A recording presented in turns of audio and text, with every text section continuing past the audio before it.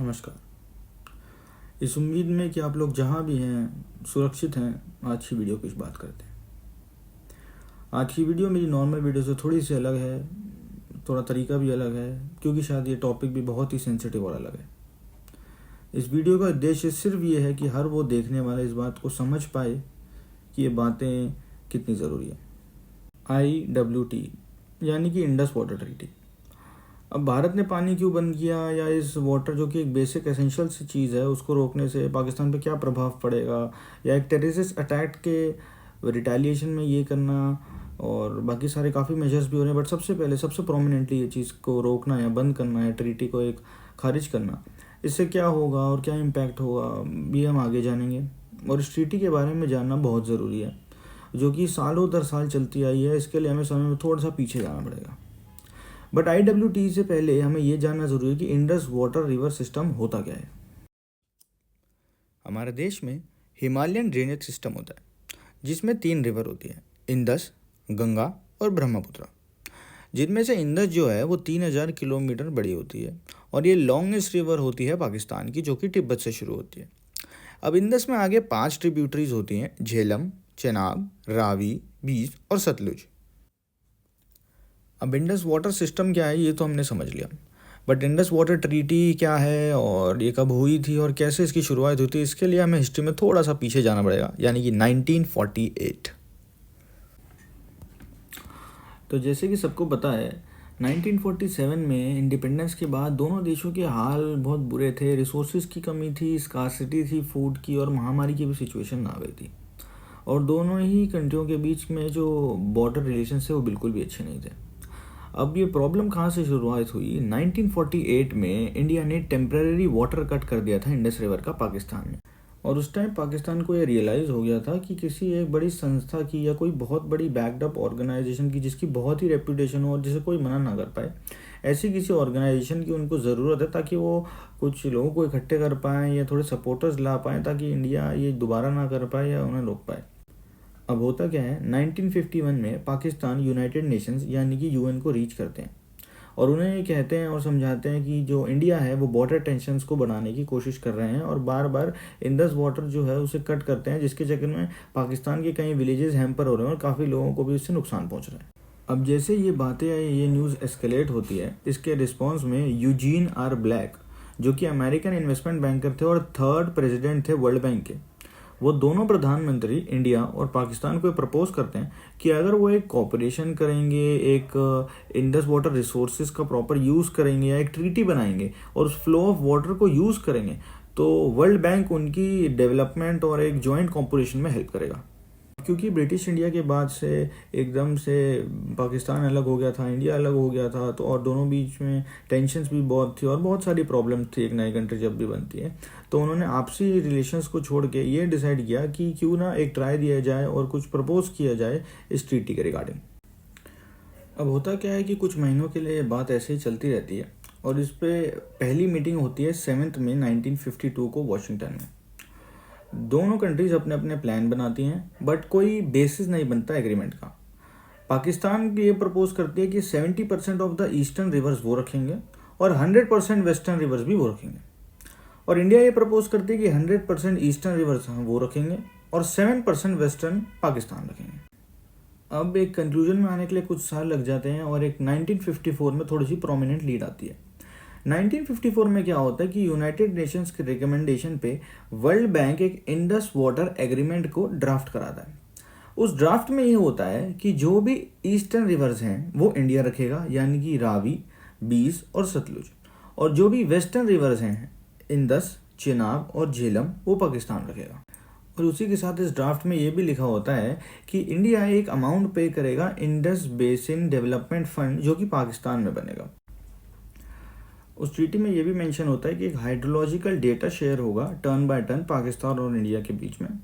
Future cooperation की एक guarantee या एक स्टैम्प कह लो कि इंडिया और पाकिस्तान के आपसी रिलेशन अच्छे रहेंगे, और इस टॉपिक पे कोई भी फर्दर डिस्कशन या इन कोऑपरेशन नहीं होगा।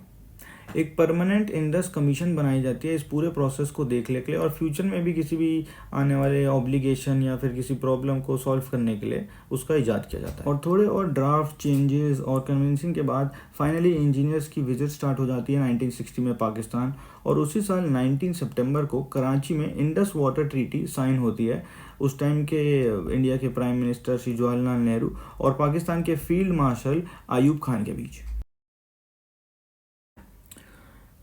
अब आइए वापस से 2025 में आ जाते हैं। पहलगाम में जो भी टेरर अटैक हुआ उसकी वजह से इंडिया ने जो ट्रीटी का सस्पेंशन किया है या एब्रोगेशन किया है उसमें इशू या अराइज होते हैं या क्या पाकिस्तान की तरफ से प्रमोट किया जा रहा है कि क्या इंडिया पे एक लीगल राइट है, क्या लीगली ये करेक्ट है इस ट्रीटी का एब्रोगेशन, और साथ में ये भी कि पाकिस्तान इसके अगेंस्ट क्या लीगल एक्शन ले सकती है या किस तरीके से कैसे रिस्पॉन्ड कर सकती है और क्या उन्हें एक्चुअली करना चाहिए, वो क्या प्लान करेंगे। तो इसमें एक इम्पॉर्टेंट बात नोट करने वाली ये है कि Indus water treaty has no specific provision for abrogation या फिर किस तरीके से इस ट्रीटी को ख़त्म किया जाए इसके बारे में कुछ भी मेंशन नहीं है। बट इंडिया किस चीज़ का यूज़ कर सकती है, एक आर्टिकल 62 होता है वायना कमीशन का जो कि लॉ ऑफ ट्रीटी होती है, उसमें थोड़ा सा स्पेस या थोड़ा सा रूम प्रोवाइड करते हैं एक स्पेशल कंडीशंस में या अलग सर्कमस्टांसेस में जिसमें कि क्रॉस बॉर्डर रिलेशन मेंटेन नहीं हो रहे हैं, आपसी कंट्री की कंडीशंस अच्छी नहीं है या कुछ एकदम कोई हादसा या इंसिडेंट ऐसा हो गया है कि वो ट्रीटी अब फॉलो नहीं हो पाएगी। तो पाकिस्तान किसी भी अगर हाई कमीशन में, UN में या वर्ल्ड बैंक में ये प्रपोज करेगा तो India has a take away to deal with it.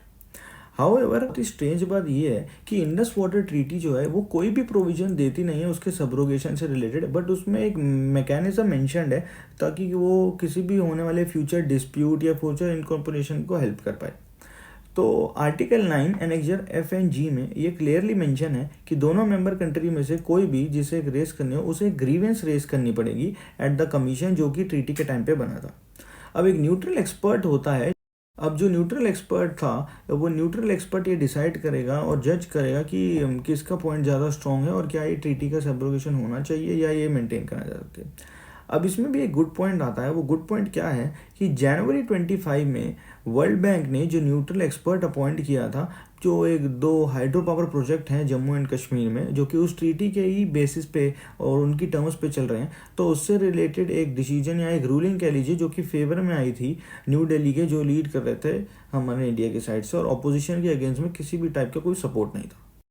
अब मुद्दा ये ऐसा आता है कि ऐसी एडवर्स सिचुएशन में पाकिस्तान क्या करेगा या पाकिस्तान कैसे एक्शन लेने का ट्राई करेगा।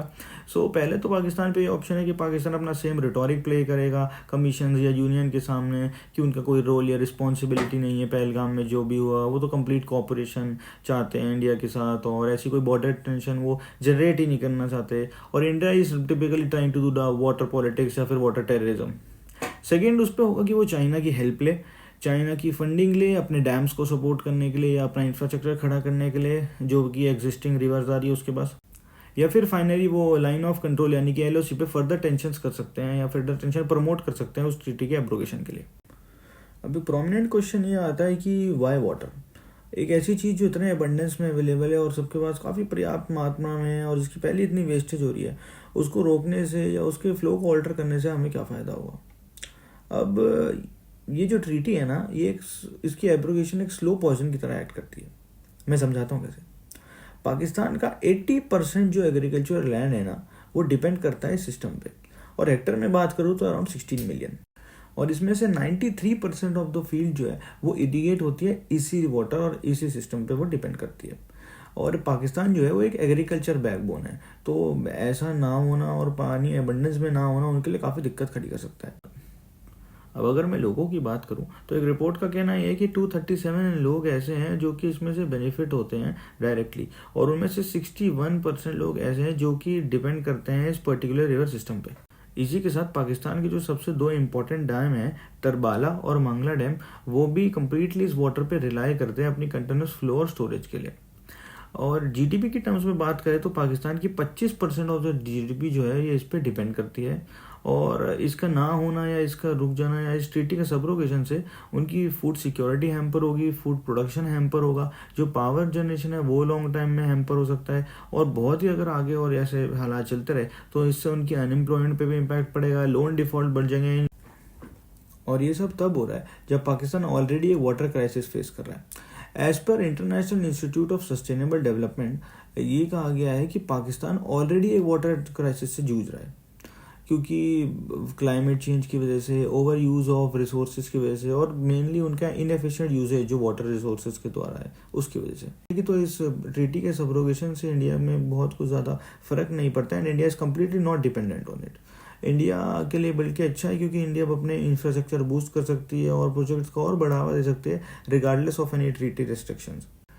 अगर आप वीडियो के इस पार्ट तक पहुंच गए हैं तो थैंक यू सो मच। आज के लिए इतना ही, जल्दी मिलेंगे। जय हिंद।